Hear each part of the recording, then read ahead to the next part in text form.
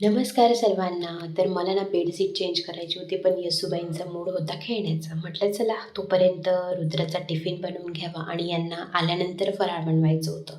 So मला तर mood नव्हता हे सगळं खाण्याचा. मला काहीतरी वेगळं खायचं होतं म्हणून मी हे कडक पोहे बनवले होते. ह्या पोह्यांची आणि माझी ना एक स्टोरी आहे शाळेतली. मी आणि माझी फ्रेंड होती, तिला आईच्या हातचे कडक पोहे आवडायचे आणि मला तिच्या आईचे मक्याचे वडे आवडायचे. सो आम्ही आदल्या दिवशी ठरवून घ्यायचो, की तू येताना दुसऱ्या दिवशी हा टिफिन आण आणि आम्ही शेअरिंग न करता ते टिफिन एकमेकींचे संपवायचो. अ, तुमच्या पण अशा काहीच आठवणी असतील तर मला कमेंट करून नक्की सांगा. आणि हे चाललं होतं आमचं ॲन्युअल डेची प्रॅक्टिस. आता 2-3 दिवसच राहिलेत आणि स्टेप्स चेंज केलेल्या होत्या म्हणून आईला दाखवायचे होतं, सगळ्यांनाच दाखवायचं होतं. त्याला बघून येसूचं पण मूड झाला होता डान्स करायचा. आणि मग डान्स वगैरे झाला. म्हटलं चला काहीतरी बनवावं. तर यांनी दम बिर्याणी सांगितली होती. आता व्हेज बिर्याणी असू दे, दम बिर्याणी असू दे, काही असू दे, पण आपल्या खानदेशी खिचडीला तोड नाही म्हणजे नाही.